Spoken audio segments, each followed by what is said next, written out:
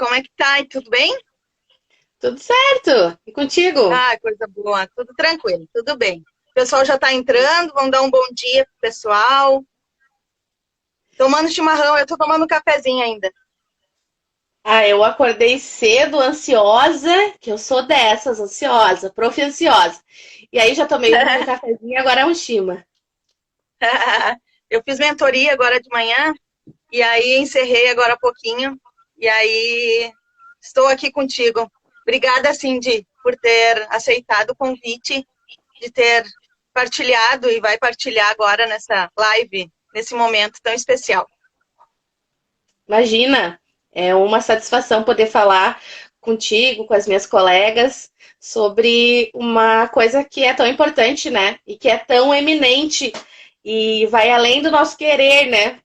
Infelizmente. Não é Sim, tanto sim, sobre o nosso concordar ou discordar, mas sim da nossa realidade, né? sim.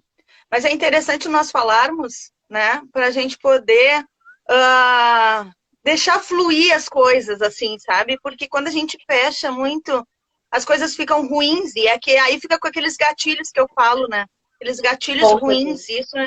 Isso é muito complicado na nossa área. Vamos dar Com um bom certeza. dia para todos. Eu vou dar um bom dia, como eu inicio sempre com uma oração. E aí, tu dá o teu bom dia também para o pessoal que está entrando, Tá certo. Para mim, tá? iniciar como oração é maravilhoso. Concordo plenamente. Então tá, vou agradecer a Deus, então, esse momento, essa parceria, que Deus tome conta de todas as coisas, que Ele comande essa live, que essa live possa ajudar muitas pessoas, não só na sua profissão, mas na sua vida, como Sim, a Deus. pessoa para transbordar na vida do outro. Eu agradeço, Pai, todas as pessoas que entrarem, agradeço a vida da Cindy por estar aqui conosco. Que o Senhor abençoe a todos nesse momento, pela honra e glória do teu nome. Tudo para ti, por ti e para ti. Que Deus abençoe todo esse momento. Em nome de Amém. Jesus. Amém. Sejam Que bom. bem-vindas, então, meninas. Bom dia para as nossas amigas lá do Clube de Educacional que estão entrando. Meu amigo, Sim, eu virei papai sim, aqui, preocupadíssimo com a bebezinha. Sejam bem-vindos. sim, sim. Bom, lá, Cindy, vamos dar início, assim, nessa questão de como se iniciou tudo isso. A nossa conversa, ela vai permear sobre a questão da pandemia em geral, do que foi acontecendo nesse percurso, quanto às questões de nos pegar de surpresa, né? Então, assim, essa questão emergencial, ela vem porque acontecem catástrofes. E essas catástrofes, elas vêm de repente, são naturais, a gente não consegue mensurar. Então, a gente muitas vezes não está preparado para isso, né? O ensino Uhum. remoto, emergencial. Nunca nós estamos preparados. Então, isso já existe quanto à questão desse pensamento que pode vir a acontecer. Mas esse planejamento, essa organização, não. Porque isso é muito direto. Ainda mais na Uhum. educação.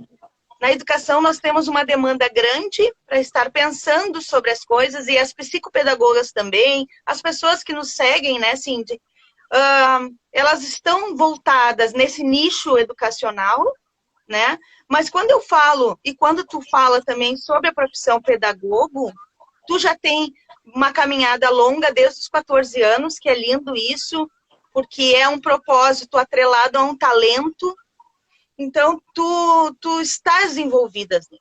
Então, nós vamos falar um pouquinho sobre esse início, como te pegou de surpresa, os teus alunos, e agora, como é que tu estás te colocando. Mas antes, fala um pouquinho da tua caminhada e dessa pandemia que nos pegou de surpresa. Bom, como tu disseste, eu iniciei a minha carreira na educação infantil com 14 anos, né? Primeiro momento, eu já fazia magistério e quando foi possível iniciar com estágios, eu comecei a trabalhar na educação infantil.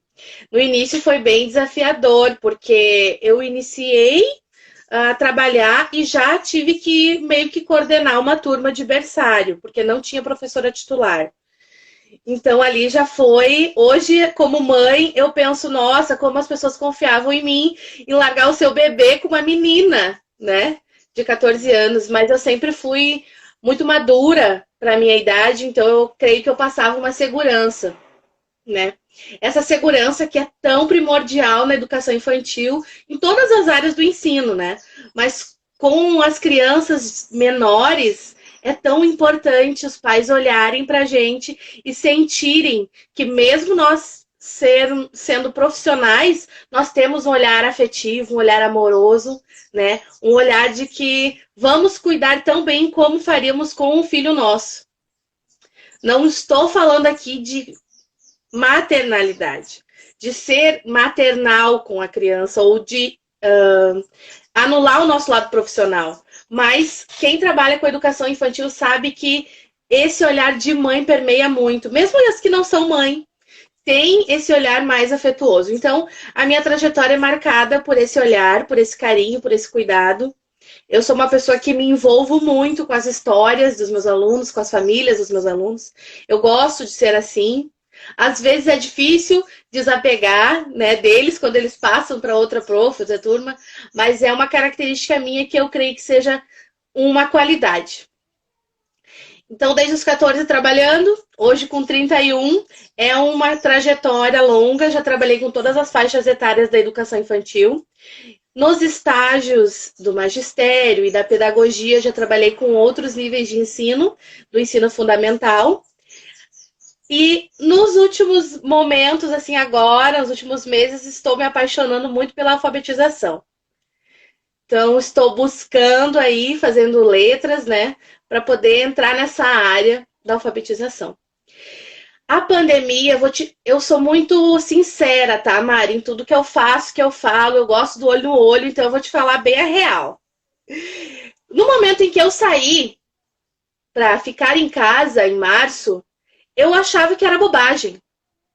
As pessoas diziam assim, isso vai até agosto, isso vai até outubro. E eu dizia, capaz, isso aí em 15 dias nós estamos de volta. Porque era surreal para mim. Na minha cabeça limitada, eu não entendia que poderia haver uma situação, uma doença, um vírus que causasse essa paralisação mundial. Então, eu creio que eu e tantas outras pessoas fomos pegas assim, um baque. Quando foi passando 15 dias, e mais 15, e mais 15, né? E a gente em casa não sabia o que fazer.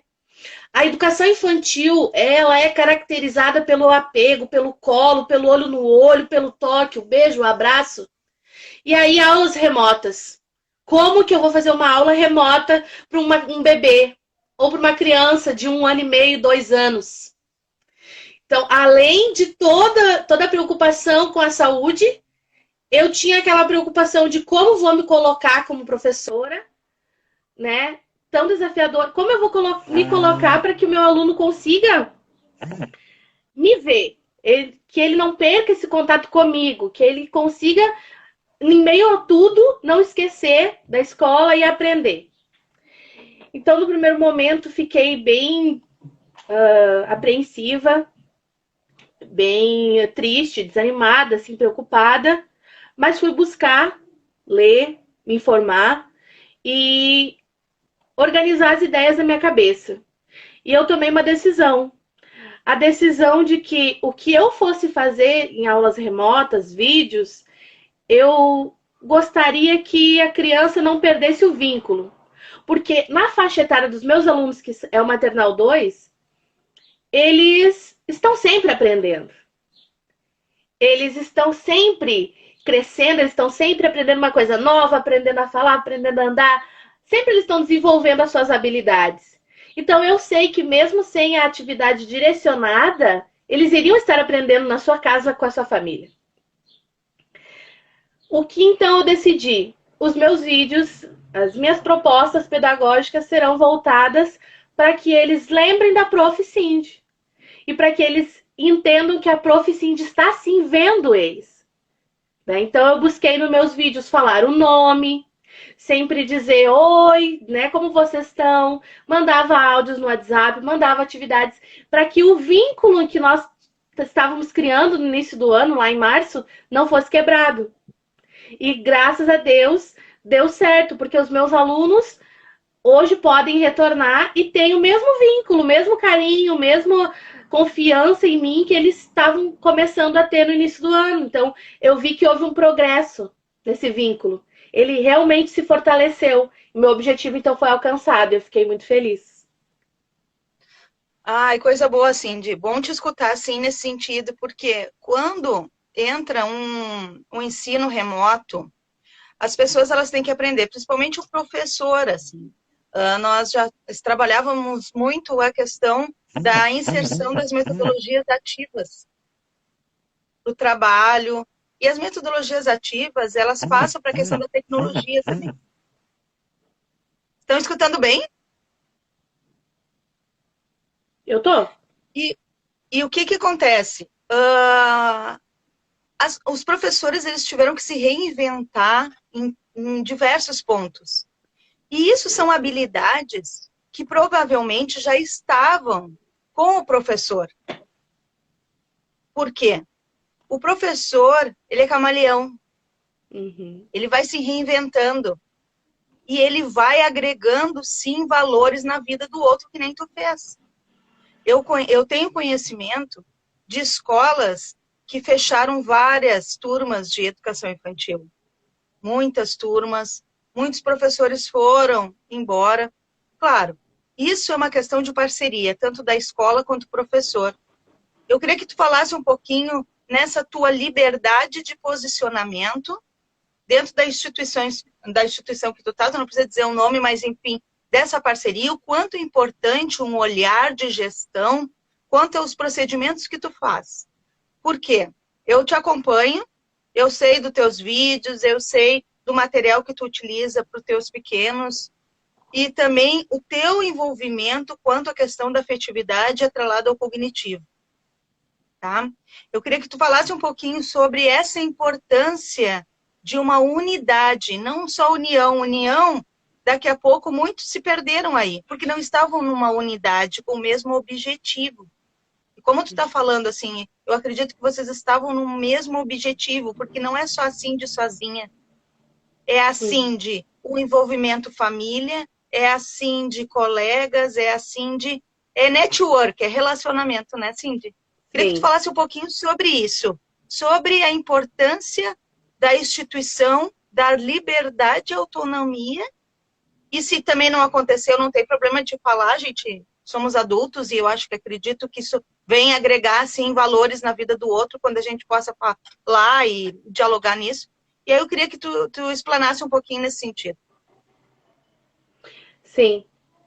Na nossa escola, no primeiro momento, como fomos pegos de surpresa e como estávamos, a maioria com o pensamento igual ao meu, que eu comentei no início, nós não sabíamos de que forma iríamos fazer para manter essas crianças, porque como é uma escola particular, infelizmente ou felizmente, não sei o que dizer, é uma escola particular, tem muito de uma empresa, né? Então, ela precisa se manter.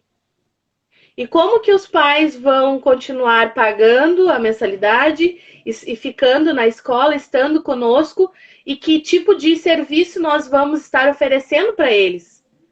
Então, foi pensado, a gestão pensou de uma forma que pudesse compreender os pais na questão financeira, né? E foi solicitado, então, a nós, professoras, o que seria melhor ser feito para que nenhuma de nós fôssemos desligadas da instituição. Todo esse período, nenhuma de nós foi desligada da instituição por vontade da instituição. Algumas saíram, mas por outros motivos, mas não a instituição nos demitir, né? Foram tomadas providências para que todas pudessem ter o seu emprego mantido. Então, as professoras que eram as regentes de turma, foi conversado. O que nós podemos fazer? Vamos fazer vídeos? E vamos fazer vídeos. Então, começamos a fazer vídeos e enviar o planejamento para os pais de sugestão. Então, os professores das áreas, né, de inglês, capoeira, que tem na nossa escola, fizeram também vídeos, mandaram também materiais, e assim nós fomos desenvolvendo o trabalho e entregando para os pais. Não é a mesma coisa, obviamente, de ter a escola aberta e atender as crianças. Nós temos consciência disso e nunca nos quisemos propor que fosse a mesma coisa, né? Claro que os pais pagavam um serviço de cuidado enquanto estavam trabalhando, e não é a mesma coisa do que enviar vídeos. Isso nunca foi questionado. Mas é como tu disse, quando há o mesmo objetivo, quando há uma unidade de pensamento e que os pais entendem o que é o trabalho da escola de educação infantil. Que não é apenas ficar com a criança enquanto eles trabalham, mas que há todo um trabalho por trás daquilo ali e que há todo um amor, um cuidado, um respeito do profissional com a sua criança. Acontece o que houve, que alguns tiveram que, infelizmente, sair da escola, algumas crianças, mas muitas permaneceram. Porque disseram, nós gostamos da instituição, nós queremos que ela continue progredindo, é uma instituição boa, o que nós recebemos aqui de acolhimento quando iniciamos foi algo bom, então nós queremos que a escola se mantenha. E foi esse pensamento que manteve tanto as profissionais que trabalham na nossa escola, quanto os pais que ainda estão conosco. Sim. Nós pensamos juntos, em unidade, o melhor para todos. Algumas pessoas, por exemplo, as regentes tiveram que ter mais trabalho do que, por exemplo, as profs auxiliares. Porque as regentes tiveram que fazer todo o trabalho de planejar, gravar vídeos, enfim. Mas as colegas estavam ali, estavam no grupo do WhatsApp, estavam interagindo com os pais também. Então foi uma parceria para um bem maior, para que hoje, no retorno, que é inevitável, né, Mari? Não existe a possibilidade de nós ficarmos eternamente em casa. Eu entendo que foi necessário, né, e que ainda quem pode é uma orientação, né, dos órgãos de saúde, mas não é viável para todos. Aconteceu que começou um movimento dos pais voltarem para o trabalho, e aí a escola está fechada. O que vai se fazer com essas crianças? Porque eles estão recebendo atividades, mas também precisam do cuidado que a escola de educação infantil oferece. Então, por isso, a luta das escolas privadas aqui da minha cidade, que é Novo Hamburgo, para que fossem reabertas as escolas. Para que os pais tivessem um lugar seguro. Por quê? Porque na falta de um lugar seguro, as crianças muitas vezes teriam que ficar ou com avós, ou com outras pessoas, né? Que não teriam talvez toda a estrutura e a cobrança que tem dos órgãos para que a escola esteja correta com os protocolos. Eu postei essa semana uma foto minha com os meus alunos, que no momento estão vindo 3 da minha turma, porque 3 famílias necessitaram, então estão vindo 3. Eu postei uma foto com os meus alunos e eles estavam sem máscara.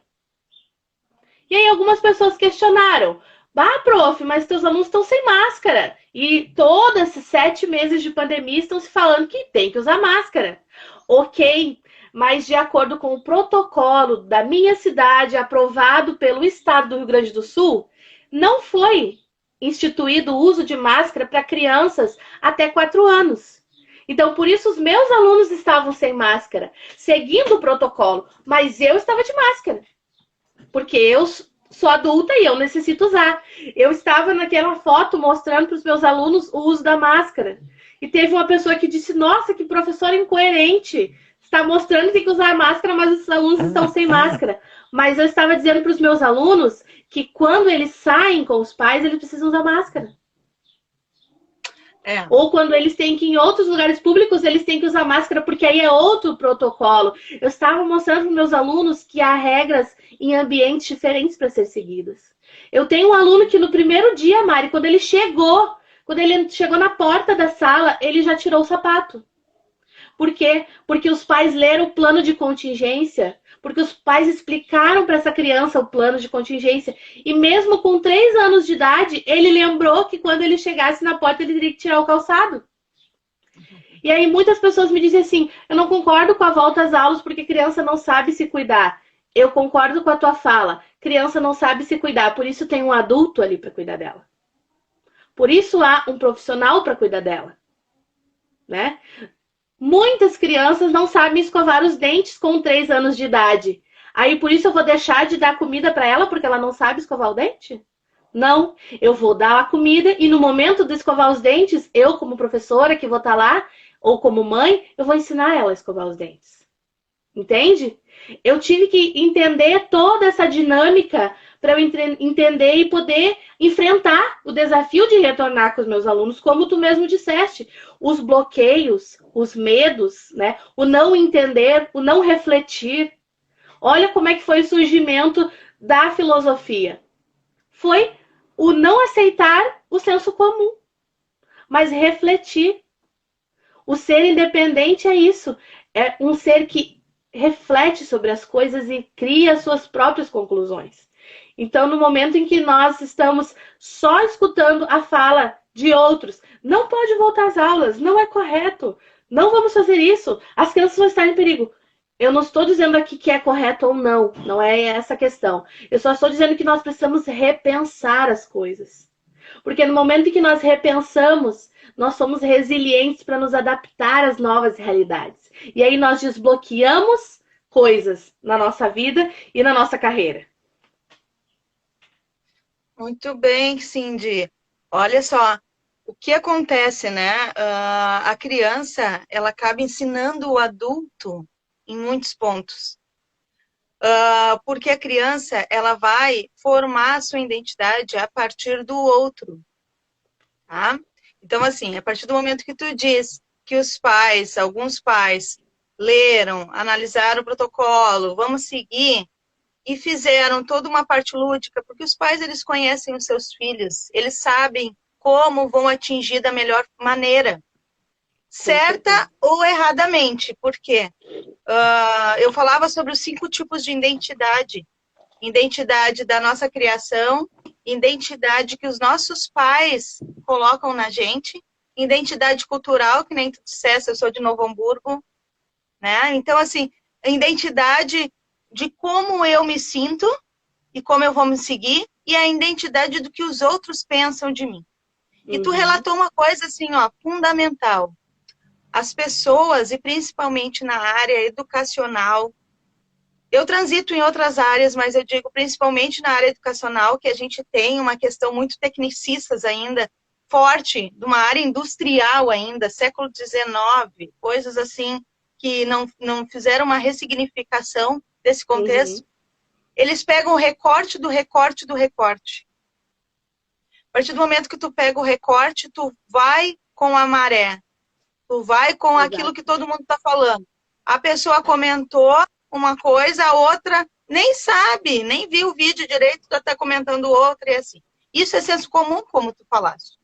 Então, assim, a grande preocupação hoje, eu concordo contigo, é a questão de como nós vamos lidar com as questões afetivas, as questões emocionais, os sentimentos que estão sendo gerados num novo patamar, numa nova maturidade. Porque a maturidade, Cindy, tu falou muito bem, ela vem através das transmissões de experiência, né? Das relações. E essas relações, elas têm a ver com o biológico da criança também, do que ela vive e das experiências que ela tem com o outro. Isso é maturação. A gente não amadurece que nem abacate, né? Botou no jornal. A gente tem um... Sozinho. Sozinho lá. A gente o tem... abacate então, amadurece assim, sozinho, né? Não precisa interação com ninguém para ele amadurecer. Isso aí. Então, o que eu penso nisso agora, essa tua proposta, né? Então, beleza, se uniram, tudo ok. Eu creio que não foi tudo flores, porque provavelmente teve pais que questionaram muito, outros nem tanto, outros indiferente, né?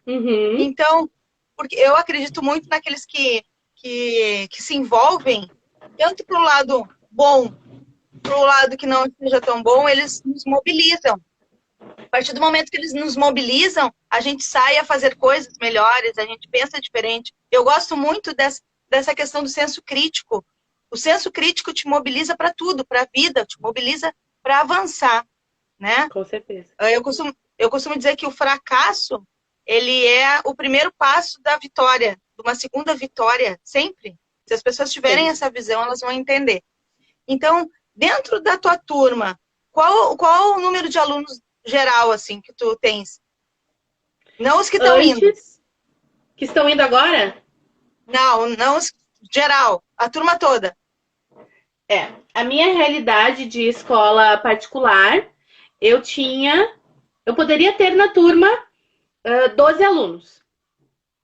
Aí estavam indo em março 8 alunos. Desses 8, Sim. ficaram 4 alunos. Sim. E desses Sim. 4 que ficaram, uma só retornou. Só que a escola era dividida em turma maternal 2A, que eram os menorzinhos, e maternal 2B, que também é faixa etária de 2, mas mais próximo do 3 anos. Sim. Então se juntou essas duas turmas, porque as duas são faixa etária 2 anos, 2 a 3. Sim. Antes era dividido porque a escola tem estrutura para isso. Então, essa diferença de meses, nós sabemos que no desenvolvimento dá uma diferença, né? Nas atividades que vão ser propostas.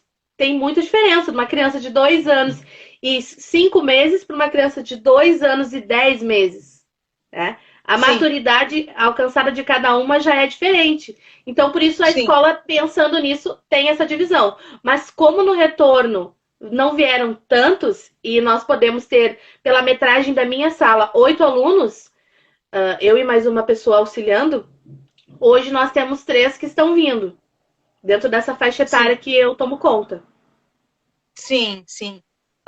Deixa eu te perguntar, dentro da tua instituição, tem crianças com deficiência, alta habilidade, superdotação, autismo? Não. Tá. Porque isso é um ponto, né, Cindy, e que a gente pode dialogar também, né? Acredito que tu já tenha trabalhado, né, com crianças com deficiência ou com algum transtorno envolvendo... Porque como é o desenvolvimento, essa faixa etária que tu trabalha, é uma questão de desenvolvimento inicial e tem a questão precoce também, da gente poder identificar, eu acredito que seja uma das melhores fases para poder... perceber algo para o desenvolvimento que tu vai atrelar outras coisas, né? Tu já teve alguma vivência? Por quê? Por que eu te pergunto isso? Porque nesse momento nós estamos falando sobre um contexto geral. Eu costumo dizer que eu vou ficar muito feliz no dia que a gente não vai precisar mais falar sobre a inclusão. Nós vamos falar sobre uma sociedade geral. Não é uma sociedade inclusiva. Sociedade, por si só, ela tem que ser inclusiva e ponto. Deu? Não se questiona isso. Isso não tem questionamento. Tem coisas que é visível. É aquelas identidades que eu falei. Então, eu queria que tu falasse um pouquinho, né? E pelos teus contatos com outros profissionais, como eles estão vendo, e tu também, a questão da reclusão, na verdade, porque o aluno com deficiência, ele tem uma maior dificuldade de poder fazer essa interação via tecnologia, mesmo que ele ame, em muitos pontos, eu estou dizendo o caso do transtorno do espectro autista, mas também essa questão de como ter essa interação. Eu converso bastante com as psicopedagogas, faço supervisão sobre isso, né, que a terapia também ela ajuda, porque é muita gente envolvida dentro desse contexto educacional e muitas vezes as pessoas não percebem isso. Eu comecei a te perguntar assim sobre a tua relação. Olha, tu tem uma relação com a tua auxiliar, tu tem uma relação com a tua gestão, tu tem uma relação com os pais, brincando, já falei aí umas 60 pessoas. Por quê? É pai e mãe, ou pai e vó, ou pai cuidador, ou pai e mãe, entendeu? São as famílias nucleares. Então, olha quanto a gente agrega na vida do outro e quanto essas pessoas também estão relacionando e ressignificando a nossa vida. Queria que tu falasse um pouquinho sobre isso. E bom dia para quem está entrando também. O primeiro ponto, né, de nós falarmos sobre inclusão, para mim, é empatia. Porque existe hoje leis de inclusão, tanto inclusão social como inclusão de pessoas com necessidades diferenciadas. Por quê? Porque se vê uma necessidade de ter uma lei para isso, porque por si só a sociedade não consegue ser acolhedora, inclusiva com todos. Então existe a necessidade da lei, por quê? Porque a lei se faz quando a pessoa não consegue sozinha, ok? Então é necessário que haja uma lei para que ela seja obrigada a fazer aquilo, porque por si só ela não está conseguindo. Dentro de uma escola, quando os pais entram na escola, quando a família chega para a escola, o que ela espera? Ela espera que a sua criança seja vista. Ela espera que a sua criança seja olhada de aqueles pais que realmente se preocupam, né?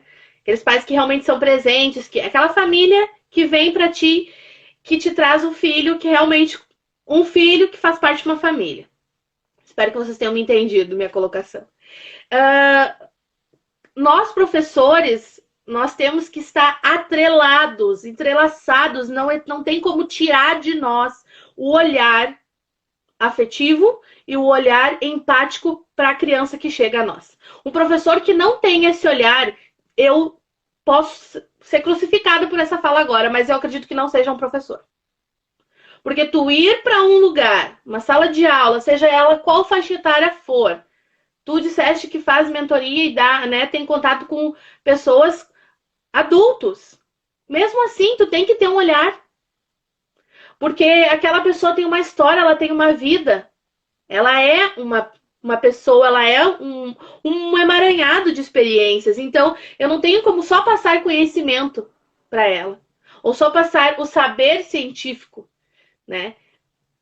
Quando você vai ler sobre o que é ser professor, vai te dizer que é tu passar, tu ensinar, tu construir o saber científico na criança. Né? O que é o saber científico? É o saber que vai além da vivência normal de experiências familiares, de experiências sociais, enfim. Mas não é só isso. Então, para eu conseguir incluir alguém, para eu conseguir incluir qualquer ser humano, seja ele com necessidades diferenciadas ou não, eu preciso ver essa pessoa, enxergar esta pessoa de uma forma diferente de mim, que eu me coloque no lugar daquela pessoa e que eu queira, que eu tenha vontade de saber quem ela é, o que ela é, o que ela passou para ela construir quem ela é. Então, a criança, quando ela chega para mim, Cindy, eu olho tudo isso. E esse olhar reflexivo da minha criança, eu vou conseguir dar retorno para a família. Se eu perceber alguma diferença, porque eu estudei, então eu no caso, o profissional, estudou, ele sabe o que é esperado para cada faixa etária, como as crianças agem, né? O que elas devem fazer, o que elas deveriam estar já alcançando, né? Então ela já tem esse conhecimento. E eu vou olhar para minha criança com esse olhar atento, enquanto eu estiver fazendo as propostas, enquanto eu estiver interagindo. Eu vou saber dar o retorno para a família. Olha, eu acho que essa criança precisa, quem sabe, procurar um atendimento assim, um atendimento tal, né? Nesse primeiro momento em que a criança não está diagnosticada.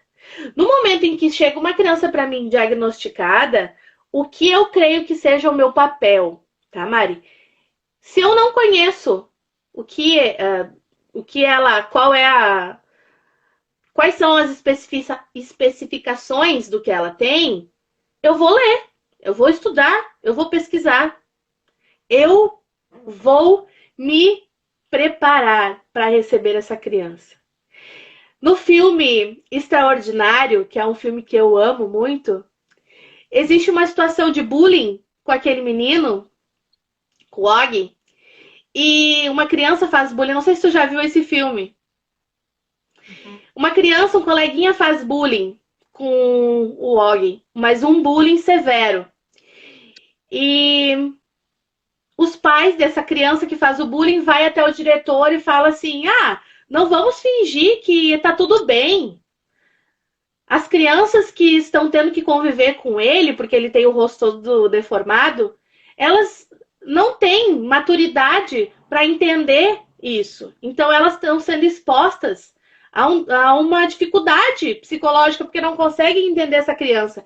E aí o diretor diz assim para ela: mãe, o Og não tem como mudar o rosto dele. Mas nós temos como mudar a forma que nós vemos ele. Então eu creio que essa fala explica tudo. A criança que chega com necessidades diferenciadas, sejam elas necessidades especiais de alguma síndrome ou qualquer outra diferença, ou mesmo a criança que chega com uma necessidade especial de um comportamento, de uma vivência. Eu já tive um aluno que a família estava passando por uma questão de câncer na família, e ele começou a ficar uma criança muito difícil de lidar. E aí, se eu não tivesse um olhar reflexivo, eu ia dizer, meu Deus, essa criança está indisciplinada, essa criança não tem limite, essa criança... Isso e aquilo. Mas eu pensei no que ele estava vivendo. Não, ele tem 2 anos e meio, né? A mãe dele está com câncer. Ele precisa de um olhar diferente meu. E aí a gente foi trabalhando. A mãe dele levou ele, né, para uma psicóloga. A psicóloga diagnosticou que ele estava assim, iniciando o processo de depressão infantil. E aí nós fomos trabalhando e ele conseguiu superar e hoje ele tá bem, a mãe tá bem, todos estão bem. E é uma família que eu mantenho contato, por quê? Porque eles viram que eu tive um olhar diferenciado. E eu falo isso, Mari, não é pra me vangloriar de nada. Porque eu creio que eu fiz o mínimo pro meu papel. Sim. Quando eu tô assumindo o meu papel de educadora, quando eu digo eu sou educadora, isso é o mínimo que eu devo fazer. Na minha opinião. É o mínimo que eu devo fazer. É olhar para aquele ser que chega para mim e ver uma pessoa. Tratar ele da maneira com que eu gostaria de ser tratada. Consigo isso todos os dias? Não, não sou hipócrita. Para te dizer que todo dia eu tô um amor, uma flor, que entendo todo mundo. Não. Tem dia que a gente não consegue. Mas refletir, ressignificar, mudar. Esse é o processo do professor. Crescer, sempre se modificar, ser uma metamorfose ambulante, né? Sempre tá ressignificando as coisas. Bah, dessa forma não tá legal, Cindy. Repensa. Realmente, eu não tô legal. Me desculpa, vamos tentar de novo? Essa é minha política. É uma política de pessoa, né? Uma política de uma pessoa que gosta de gente, né? Uma política de pessoa que olha para o outro e faz uma escuta serena. Eu fico pensando, né, na caminhada das identidades, como elas são importantes. Quando a gente tem uma caminhada voltada para as escolhas e para o propósito, tu consegue enxergar dessa forma. Eu costumo dizer, Cindy, que mesmo agora, assim, nesse retorno, a questão da empatia, do amor, do olhar, ele é para todos, né? Ele é para o professor, que tem a sua família, que tem suas crianças também, e mesmo que não tenha os seus sobrinhos, tem a sua vida. E ele está retornando. É um sujeito. A criança Sim. É outro sujeito. Os pais é um outro núcleo. Então, como nós vamos olhar para tudo isso nesse retorno sem poder falar? Porque a fala, Cindy, eu sempre penso, a fala, ela esclarece tudo. Mesmo sendo uma fala hostil, ela esclarece. E depois Sim. de uma hostilidade, vem uma amorosidade, porque ninguém consegue se manter na hostilidade sempre. Porque a essência do ser humano, ela tende, se as pessoas buscarem, algo de melhor. Tá? Porque o mundo ele foi criado com inveja já, Abel e Caim. E foi criado também por Adão e Eva, que já começaram um a acusar o outro. Quem tinha comido a maçã, quem é que nem nananana. Tudo aquilo que a gente já sabe. E aí eu sempre fico pensando nisso, né? Nós temos que acabar de colocar as responsabilidades que são nossas no outro. Cada um tem a sua função. E agora, nesse retorno, todos nós temos a nossa função. O pensamento forte que eu tenho é assim, ó, a gente não pode ser perfeccionista, né, Cindy? Porque o perfeccionista, ele não consegue avançar. Como tu falou agora. Tem dias que eu não tô bem, tem dias que eu tô bem, tem dias que eu tomo uma flor, tem dias que eu tomo um espinho. E tá tudo bem. Isso é contigo. Agora, a forma com que tu vai lidar com o outro aí é diferente. Eu posso estar furiosa. Eu vou tentar amenizar ali a situação, dar uns gritos fora, para voltar e ficar tudo bem, porque aquele outro não tem culpa do que eu tô. Como é que eu estou? Né? Essas coisas de culpa. Eu queria que tu falasse um pouquinho agora e dissesse assim, como é que tá a relação afetiva entre eles? Como é que foi esse retorno de olhar os pares? Olhar para ti, tu me disse que tu já tinha esse convívio, mas tu pode falar também. E eles? Como é que eles ficaram? Assim, eu acho importante pontuar, antes de responder a tua pergunta, Mari, que a minha realidade que eu tô vivendo é muito diferente de uma realidade de um professor de escola pública que vai ter que lidar com 20 alunos, ok? Eu não estou dizendo que o retorno é fácil, tranquilo, é um mar de rosas para todos. Eu não estou colocando todos no mesmo balaio. Eu estou aqui relatando a minha vivência, que é para, no momento, 3 crianças. Então, como está sendo? Está sendo maravilhoso. Quando eles se veem, no primeiro momento em que eles começaram a entender que eles estavam na escola de novo, que eles podiam brincar, eles passam, eu estou trabalhando pela manhã, eles passam a manhã no pátio, nós estamos optando por atividades ao ar livre, eles passam a manhã brincando no pátio, eles dizem assim, olha, eu tô aqui, pro colega, olha, eu tô aqui, tipo, eu tô aqui com você, né? E aí a gente tem que orientar, não se abraça tanto, não fica tão perto, vamos sentar aqui e ali, né? Mas eles, mesmo assim, a gente vê o carinho que eles têm um pelo outro, a alegria de estar um com o outro, de estar dividindo, de estar trocando. E aí agora muitos, mesmo em poucos meses, já desenvolveram bastante a fala e já estão conseguindo verbalizar bastante coisa e perceber o outro, né? Eu tenho uma aluninha que voltou, que ela é bem tagarela, mas ela tá bem quietinha porque ela tá voltando agora. E aí um outro que não falava muito tá bem tagarela.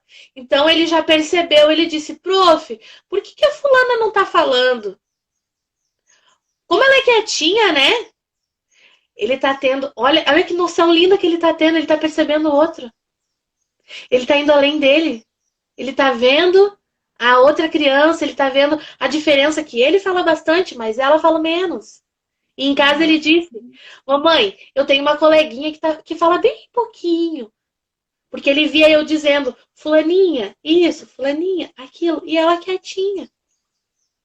Então ele está percebendo o outro, ele está se relacionando com o outro de uma maneira que vai além.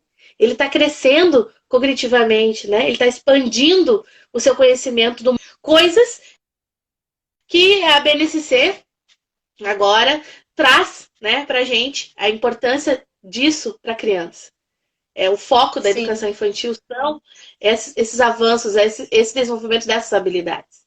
Então está sendo muito bom. Na minha realidade de poucas crianças, eu estou conseguindo executar o protocolo de segurança de uma maneira bem tranquila, desenvolver as minhas atividades de uma maneira bem tranquila, e eles estão gostando, não estão sentindo tanta diferença, né? Claro que eles percebem as mudanças, né? Um aluninho meu disse assim, prof, por que a gente tá lavando tanta mão? Porque entra na sala, lava a mão. Se vai comer algum alimento, lava de novo e passa o álcool gel. Se tocou num livro, aquele que tocou naquele livro, nós não vamos dividir aquele livro com o colega. O prof vai pegar aquele livro, vai higienizar aquele livro, depois o outro colega vai poder usar aquele livro. Então, eles percebem essas coisas, né? Eles estão vendo o que está acontecendo. Mas eu optei por trabalhar sobre o Covid, o coronavírus, agora nessas primeiras 2 semanas, para que eles entendessem o que é. Porque aquilo que a gente não conhece, a gente tem medo. Mas aquilo que a gente conhece, a gente vai conseguindo ressignificar dentro de nós e enfrentar. Então, eu não queria que eles entrassem na escola pensando assim, ai, meu Deus, né? Meu pai e minha mãe me falaram tudo isso que vai acontecer, todas essas mudanças, tudo que eu tenho que cuidar, como é que vai ser? Cria essa ansiedade. Não, a prof vai te explicar que o Covid é uma doença, mas que tu pode se proteger dela. Que tu lavar a mão, que é uma coisa que tu já fazia antes, isso te ajuda em muitos sentidos para outras doenças. A prof vai te mostrar que você tem sim todo esse conhecimento dentro de ti e que pode colocar em prática. Para se defender não precisa ter medo. Esse é meu papel como professora. Mostrar para a criança que ela é capaz, que ela consegue, ajudar ela a vencer os medos, as ansiedades e deixar ela segura para que ela possa fazer as próprias experiências, ela possa construir o conhecimento dela. Eu dou as oportunidades, ela vai interagir da maneira dela e desenvolver da maneira dela. Sim. Sim, que bela reflexão quanto às tuas experiências, assim, nessa questão desse envolvimento do sujeito com o outro, da questão afetiva e dessa relação, e dessas palavras que tu trouxe agora. Eu sou pesquisadora, tu sabe, e tu trouxe umas palavras assim, ó, que eu te desafio, guria. Eu te desafio a escrever sobre isso, sobre esse momento, porque isso é um legado para o futuro, isso é histórico, tá? O que a gente está vivendo agora é histórico, é mundial. Como teve a gripe espanhola, como teve outras situações, o ensino remoto ele veio com o furacão Katrina há muito tempo atrás. Então, assim, onde davam DVD para as pessoas, época de DVD, para poderem estar estudando. Então, quando tu traz que aquele aluno está dizendo assim, ó, eu estou aqui, olha o significado dessa palavra, desse conjunto, nessa frase. Eu estou aqui. Isso é uma questão de identificação e uma questão de poder falar para o outro, de poder, tu tá escrevendo algo sobre esse retorno, porque isso ameniza, e essa live é para isso, para amenizar o nosso coração. Porque muitas vezes no nosso coração ele acaba endurecendo de algumas propostas e a gente acaba não vendo a possibilidade de um positivo diante de tantas coisas negativas. Isso eu quero dizer, e aí eu não estou em cima do muro em nenhum ponto, porque isso é processo, a gente não sabe o que é bom, o que é ruim, a gente tem que experimentar. Sempre a gente tem que fazer assim, ó, teste mais, teste, vai testando, testando. Quem não testa, não vive. Exato. Então, a partir do o que a gente está acontecendo hoje, o teu retorno da realidade que tu estás, ele é um retorno que está sendo testado. Se isso não der certo, vai se retornar alguns movimentos. Claro. Então o testar dá vitória, o testar te amplia, o testar faz tu crescer. Então a queixa, ela é uma autossabotagem. Autossabotagem é o medo, a falta de confiança, a ausência de confiança, é tudo aquilo que te anula para te avançar. Então, assim, o que nós temos que fazer agora? É refletir e atuar, deixar de procrastinar, que nem tu disse. Lavar as mãos já é bom, todo mundo fala desde sempre. Sim. As pessoas não sabiam lavar as mãos. As pessoas não tinham essa higiene. Algumas pessoas, né? Muitas pessoas. Eu não digo algumas, eu digo a grande maioria. Grande maioria. Então, quando vem tudo isso, quantas coisas tem que se trabalhar? E olha, que na minha época de pequena, já se trabalhava com a higiene, lavar as mãos, as figurinhas, né? Porque eu não falo de um espaço que eu não ocupei. Eu fui auxiliar de educação infantil, eu fui professora de educação infantil, e aí fui indo. Então, fiz aquele curso de recreacionista que nem existe mais. Não, acho que não. Então, assim, ó, como é bom falar contigo nesse momento. E aí eu quero já entrar para as considerações finais, assim, que tu possa falar um pouco sobre isso também, esse fechamento que tu vai dar. E eu te desafio, Cindy, a escrever sobre esse retorno e poder estar fazendo um levantamento quanti e quali de como eles estão nessa primeira semana, como eles ficaram nessa primeira semana e como eles vão ir se estendendo agora até o final do ano, até o segmento, porque isso Isso tu vai conseguir trazer essa tua experiência de valor para outros profissionais que estão ainda com receio sobre esse retorno, como eles vão se abraçar, porque muitas vezes a gente se abraça no olhar. O toque, ele é fundamental. Mas o olhar, ele fala, a gente se distanciou o quê? Fisicamente. Mas a gente não se distanciou emocionalmente. Porque a gente está em contato. Eu estou em contato contigo agora. O olhar, o afeto, entendeu? Então, eu queria que tu entrasse para as considerações finais, para a gente poder pensar sobre isso. Sinta-se desafiada. Eu aceito o desafio. Escrever é algo que eu gosto muito. E compartilhar as minhas vivências também é algo que eu gosto muito. É algo que me significa. Assim, ela me traz um significado para o que eu vivo, para o que eu crio, para o que eu quero transbordar no outro, como tu sempre fala. Essa é a minha meta e é o que eu gosto. Transbordar no outro, saber que eu pude agregar no outro. Então, como tu disseste que essa live é para acalmar o nosso coração. Há uns dias atrás, antes do meu retorno, eu vi um vídeo que circulou pela internet de uma sala de aula em que as crianças estavam em quadradinhos delimitados, cada uma num quadradinho, e a professora fazendo outra coisa. Aquele vídeo me angustiou demais. Eu chorei quando eu vi aquele vídeo, porque eu disse, se é para retornar dessa forma, eu não quero. Eu não apoio. Porque isso para mim não é educação. Cada um sozinho. Se eu tivesse ficado só naquele vídeo, e que eu creio que muitas pessoas infelizmente ficaram, eu não teria hoje estar desenvolvendo todo esse trabalho que eu estou desenvolvendo já, desse retorno. Então, a minha consideração final, a minha conclusão para quem está nos assistindo é: não fique limitado a uma coisa só, a uma informação só, a um pensamento só.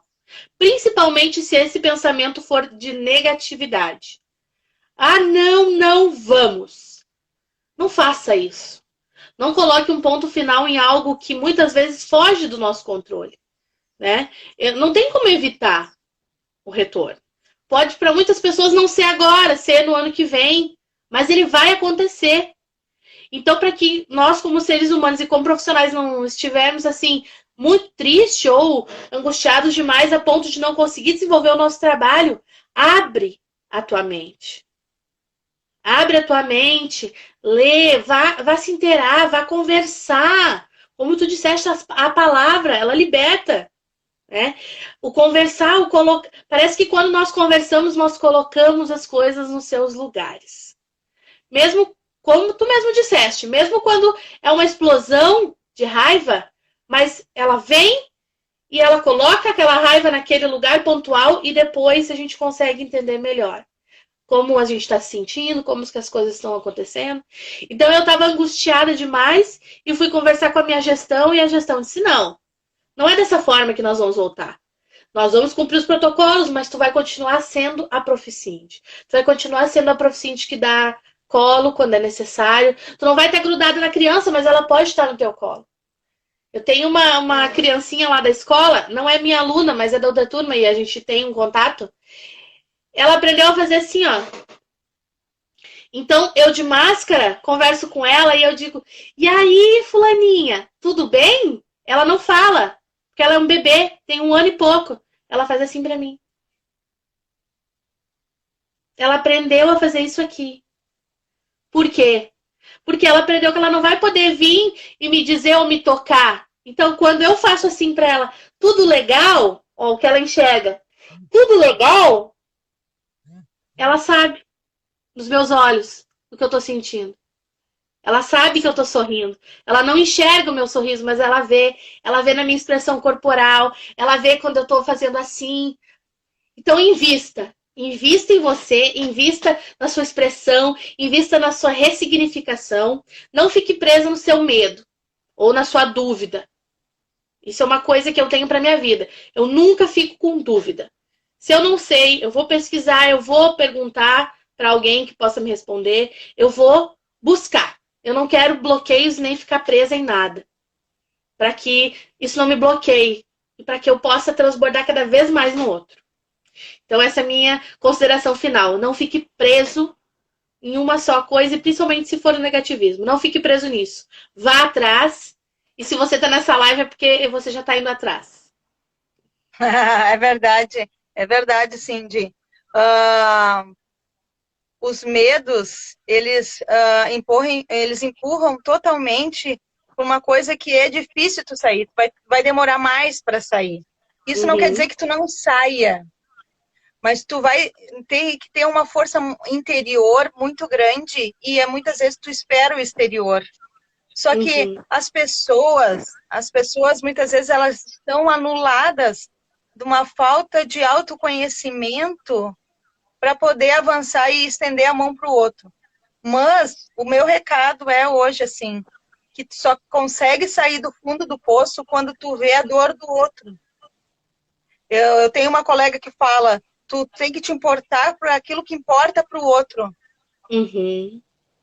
A partir do momento que tu está olhando agora para os teus alunos, para essa gestão, e a gente sabe que na educação nós temos muitos prós e os contras, nós temos coisas que não são tão boas, mas em todas as profissões. E eu costumo dizer, tu estás professora, tu estás, amanhã ou depois, tu vai poder fazer outra coisa que tu quiser e tá tudo certo. Entendeu? O fato de tu ter caminhado como docente só agrega na tua trajetória. Então, nesse momento, eu quero te agradecer essa partilha enriquecedora. Quem aproveitou, aproveitou. Eu vou deixar ela um pouquinho no IGTV, depois eu vou jogar ela lá para o YouTube, vou tirar rápido do Instagram. Por quê? Porque isso tem que fazer sentido para as pessoas que querem. Eu costumo dizer assim, eu dou valor para as pessoas que nos escutam. Verdade. Porque essas pessoas que estão aqui, independente do número, eu não sou quanti, eu sou quali. Então, o quantitativo, muitas vezes, ele se torna apenas um número. E o fato de estar conversando contigo é um fato de amorosidade, de empatia, de resiliência, de olhar para o outro. Eu queria te agradecer, que Deus abençoe a tua vida, Cintia. Muito. Amém. Que tu consiga te envolver cada vez mais nessa trajetória educacional.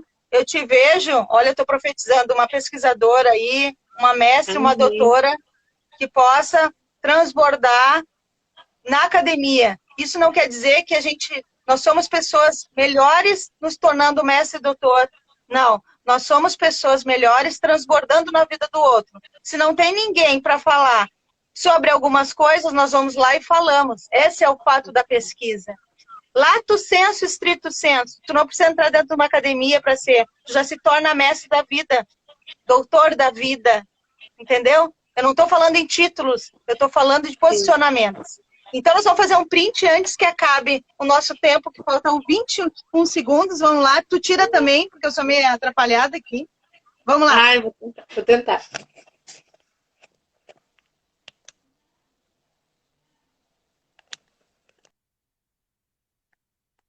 Consegui.